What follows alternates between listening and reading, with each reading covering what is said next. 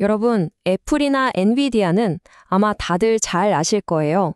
그렇네요. 이들만큼이나 중요하면서도 우리 눈에 잘 띄지 않는 곳에서 기술 세계를 움직이는 거대한 회사가 하나 있습니다. 바로 브로드컴이죠. 자, 오늘 이 숨겨진 거인 브로드컴에 대해 한번 제대로 파헤쳐 보겠습니다. 사실 브로드컴은 우리 생각보다 훨씬 더 가까이 있습니다.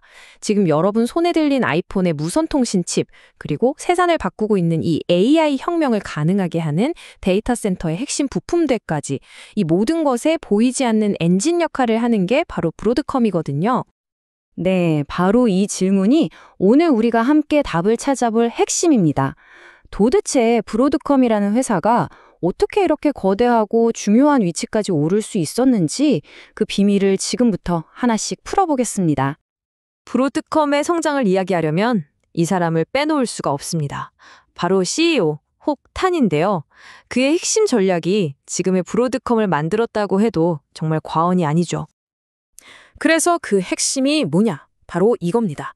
브로드컴의 역사는 말이죠. 그냥 공격적이고 때로는 무자비할 정도로 아주 전략적인 인수합병의 역사 그 자체예요. 각 분야에서 1등하는 회사를 사들인 다음에 불필요한 부분은 과감하게 쳐내고 오직 수익성만 보고 달리는 거죠. 이게 바로 혹찬이 브로드컴에 새겨넣은 DNA입니다.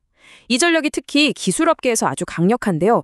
고객들을 자기들 생태계 안에 꽉 묶어두고 핵심 기술 특허를 독점하면서 규모의 경제를 만들어버리니까요. 이 타임라인을 한번 보세요. 이게 그냥 덩치만 키우려고 한 인수가 아니었습니다. 다 계획이 있었던 거죠. LSI 인수로 데이터 센터 하드웨어의 기반을 딱 다져놓고 2015년에는 자기보다 훨씬 컸던 브로드컴을 인수하면서 통신 반도체 시장의 절대 강자가 됩니다. 그러다가 2018년 CA 테크놀로지스를 인수하면서 거대한 방향 전환을 시작해요. 반도체 경기라는 파도에 흔들리지 않는 안정적인 소프트웨어 기업으로 변신하기 시작한 겁니다. 그리고 가장 최근에 VM웨어 인수는 그 변신의 활용점정이었던 셈이죠. 그래서 지금의 브로드컴은요, 두 개의 아주 강력한 엔진을 가진 거대 기업이 됐습니다. 하나는 최첨단 반도체 기술, 그리고 다른 하나는 기업 인프라의 심장인 소프트웨어입니다. 자, 브로드컴의 이 두 엔진이 각자 시장을 어떻게 지배하는지 한번 보시죠. 왼쪽에 있는 반도체 솔루션은 AI 데이터 센터부터 우리 스마트폰까지 기술의 물리적인 기반을 꽉 잡고 있고요.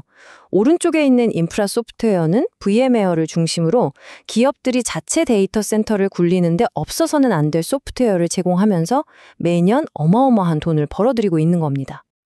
여기서 잠깐, VM웨어가 왜 그렇게 중요하냐? 이걸 꼭 짚고 넘어가야 합니다. 바로 서버 가상화라는 기술 때문인데요. 이게 뭐냐면 비유하자면 이런 거예요. 거대한 창고 하나를 통째로 한 사람한테 빌려주는 게 아니라 칸막이를 쳐서 작은 공간 여러 개로 나눈 다음에 여러 사람에게 빌려주는 거죠. 물리적인 서버 한 대를 소프트웨어 기술로 잘게 쪼개서 마치 여러 대의 서버처럼 쓰게 만드는 겁니다. 효율성이 극대화되겠죠? 이게 바로 오늘날 우리가 쓰는 클라우드 컴퓨팅의 가장 핵심적인 기초 기술입니다.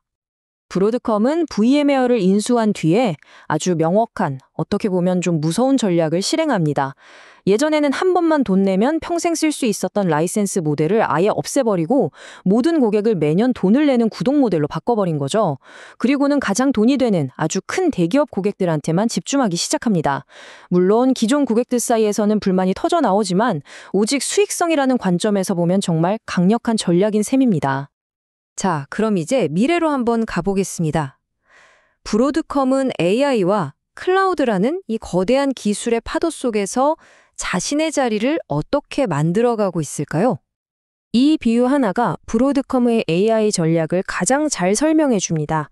그러니까 금광을 캐러 직접 뛰어드는 게 아니라 금을 캐기 위해 반드시 필요한 곡괭이와 삽을 파는 역할에 집중하겠다는 거죠. 화려한 AI 모델을 직접 만드는 대신에요. 지금 AI 데이터 센터 안에서는요, 보이지 않는 전쟁이 한창입니다. 수만 개의 GPU를 초고속으로 연결하는 네트워킹 기술을 두고 엔비디아의 독점 기술인 인피니밴드와 브로드컴이 주도하는 개방형 표준 기술 이더넷이 정면으로 맞붙고 있거든요.